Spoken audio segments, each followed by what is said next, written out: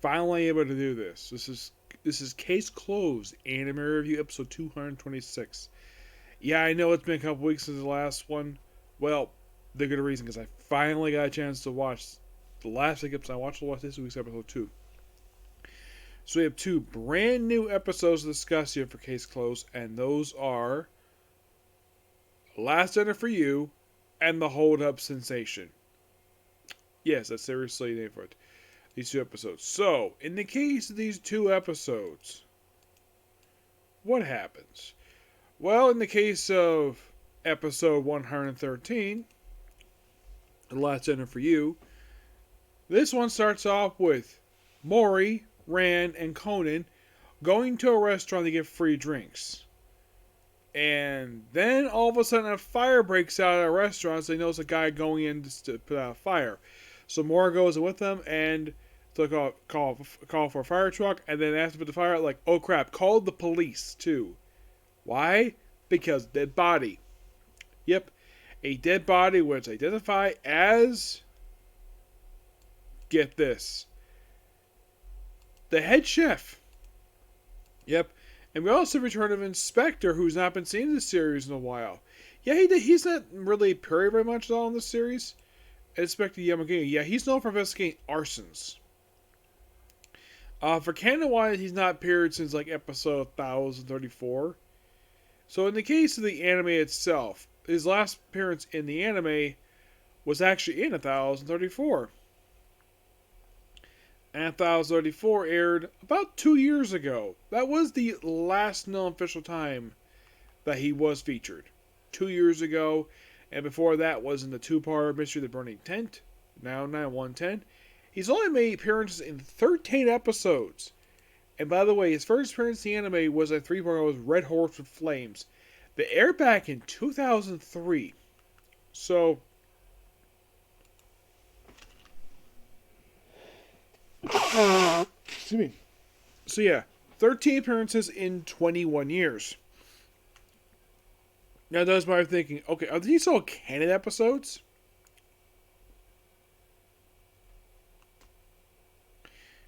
Let's see. I think they are.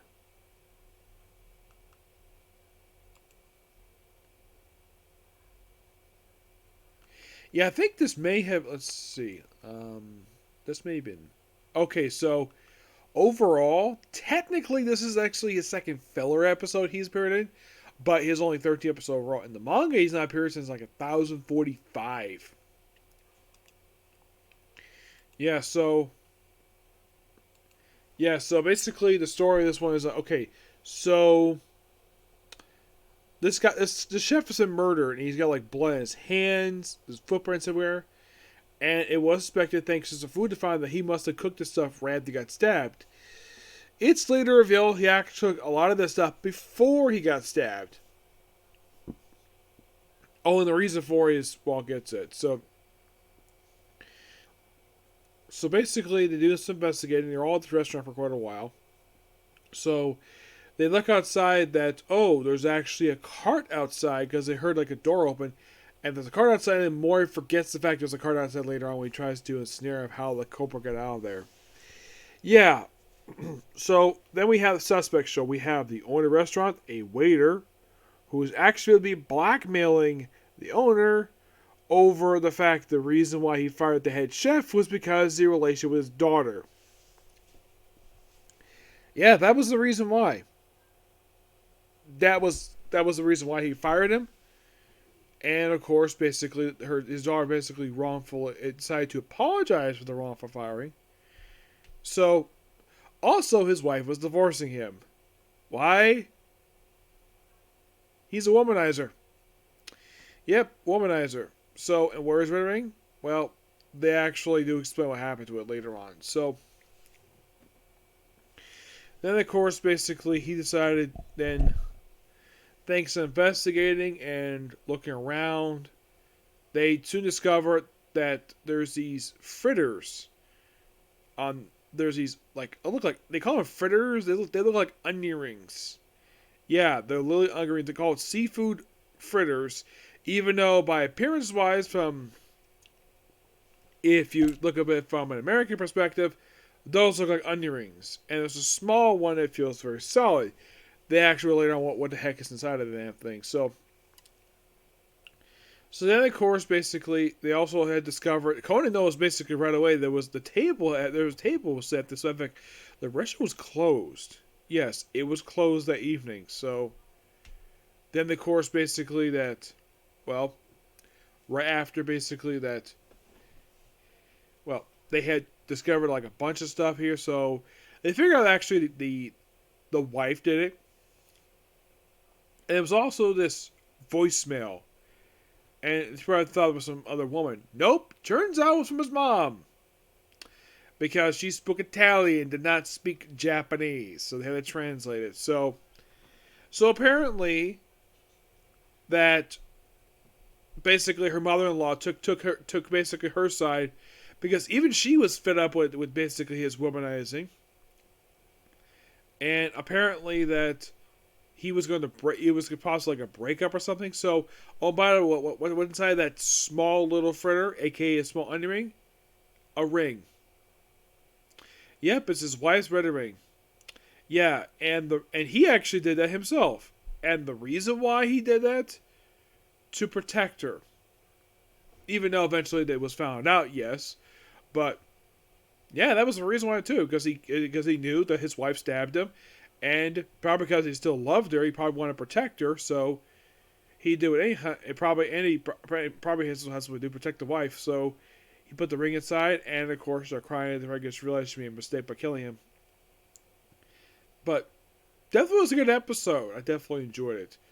I probably should watch when it came out last week. So the next episode is a bit strange. We have a guy randomly shooting in the streets of this neighborhood, takes a random woman hostage, and like, oh, we want like this one pitch here to hit 10 hits, and we want like 100 chocolates for like a box of mass Yabba cards. Like, okay, and that actually does work because that's what he wanted, and well, yeah, that actually does going to play later on in the episode. So. And it's a big hostage situation, and all of a sudden, gunshots are fired. Like, oh crap! Did culprit X shoot the hostage? They killed themselves. Yeah, it's actually revealed that was actually staged. It's a fake suicide. So, thanks to investigating, of course, there was also this older guy who was a friend of the owner of the house, who actually had moved out, and the house was scheduled for demolition the following day, and all thinking about possible bet, and it turns out the guy was hired to do this, and the person who did it was actually the guy's friend, and the reason why he did this, because basically they swindled him, and nearly ruined his reputation. So you want to get back at him by basically disguise, and what disguise was they don't really show here, but yeah, motive. It's like the only thing we didn't see here is the disguise. I would love to see what this guy was, but they discovered he's responsible for it. And apparently, how he was able to hide from everybody, he decided to dress up like a ninja to go inside the house, be incognito, and then basically knocks up both of them, and then shoots both of them and covers up like a suicide. I'm like, okay, interesting. Definitely gotta admit, this also was a pretty good episode too. Just the ending was quite interesting. It just that the beginning was quite weird. Culprit X, really, and the whole thing with Master Yabakar that comes play at the end of the episode. But oh yeah, and also when he goes to have Mori with Congress was accusing the guy like he like covers his mouth up, and of course that's when he gets shot, and of course you have Cody conveniently put his hand behind his back and ding, that poked him. Knocked him right there, which is quite funny. But yeah, definitely a good episode too. Yep. So yeah, that's that particular review. No manga this week. Nope. So there will not be a new episode review next week for Case Close because they're taking 2 weeks off for a remaster. Yep. So yeah, so this will be a particular review. Please be sure to like, comment, subscribe, turn notifications. Do not hit those like buttons. Next up is the Comic Corner. And then I'm going to rest for a bit. Tales of Wings probably will definitely happen today. and maybe I'll head back to watching Malader. Okay, next video.